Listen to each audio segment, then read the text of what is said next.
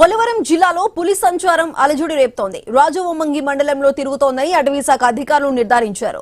పులి కదలికలపై satellite radio caller సహాయంతో నిరంతరం పర్యవేక్షణ చేస్తున్నామని అటవీ శాఖ అధికారి సుబ్బారెడ్డి తెలిపారు. పులిని బంధించేందుకు 5 ప్రత్యేక బృందాలు సిద్ధంగా ఉన్నాయన్నారు. బోర్లను సిద్ధంగా ఉంచామని చెప్పారు. త్వరలోనే పులిని బంధిస్తామన్నారు. పులి సంచరించే సమీప గ్రామాల్లోని ప్రజలు అప్రమత్తంగా ఉండాలంటూ సూచించారు.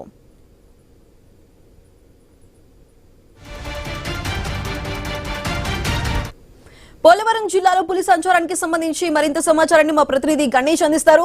గణేష్, చెప్పండి, పోలవరం జిల్లాలో పులికి సంబంధించి అటు ఎన్ని ట్రాప్ కెమెరాలు గానీ ఇటు బోన్లు గానీ ఏర్పాటు చేయడం జరిగింది? అదేవిధంగా ఫారెస్ట్ అధికారులు ఎటువంటి చర్యలు తీసుకోబోతున్నారు? ప్రస్తుతం ఈ పోలవరం జిల్లాలో ఉన్నటువంటి రాజవొమ్మంగి మండలంలో ఈ పులి కదలికలు అయితే కనిపిస్తున్నాయి. గత రాత్రి సర్వవరం గిరిజన గ్రామంలో ఆవును చంపడం జరిగింది. ప్రస్తుతం ఇదే ప్రాంతంలో పెద్ద పులి ఉన్నట్లుగా అంచనా వేస్తున్నారు. పోలవరం జిల్లాలో గడిచిన 10 రోజుల నుంచి పెద్ద పులి సంచరిస్తోంది. దీన్ని శాటిలైట్ రేడియో కాలర్ సహాయంతో నిరంతరం పర్యవేక్షణ చేస్తూ ఉన్నారు.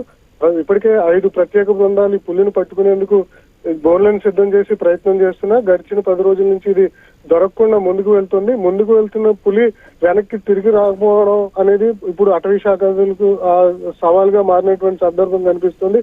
అందువల్ల స్థానికంగా ఈ రాజవొమ్మంగి మండలంలో ఉన్నటువంటి గిరిజన గ్రామాల ప్రజలు పులి ఎక్కడైతే సమీపిస్తుందో సమీప ప్రాంతాల్లో ప్రజలు అప్రమత్తంగా ఉండాలి. సాయంత్రం 6 గంటల నుంచి ఉదయం 6 గంటల వరకు కూడా ఎవరు సింగిల్ గా వెళ్ళొద్దు. ఒకవేళ అత్యవసర పరిస్థితుల్లో వెళ్లాల్సి వస్తే గుంపులుగా మాత్రమే 4-5 కలిసి వెళ్ళాలి అని చెప్తూ ఉన్నారు.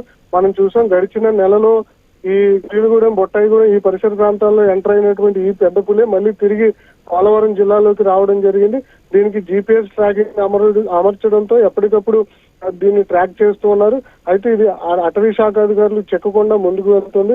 గడిచిన నెలలో ఇదే ఏలూరు, అదేవిధంగా తూర్పుగోదావరి జిల్లాలో 11 ఆవులను చంపినటువంటి పులి ఈ పోలవరం జిల్లాలోకి ఎంటర్ అయిన తర్వాత 4-5 ఆవులను చంపడం జరిగింది.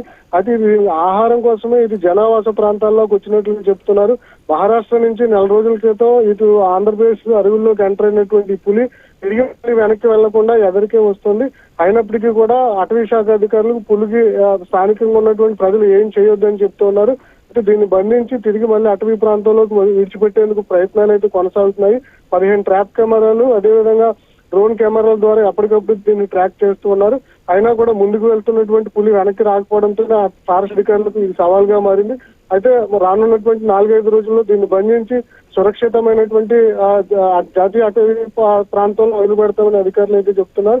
ప్రస్తుతం అయితే రాజవొమ్మంగి మండలం ఈ పరిసర ప్రాంతాల్లో తిరుగుతోంది. ఒకవేళ ఎదరికెళ్తే పాడేరు జిల్లాలోకి వెళ్ళేటువంటి అవకాశం కనిపిస్తుంది.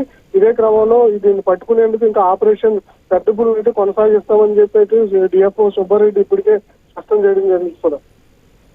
రైట్ గణేష్.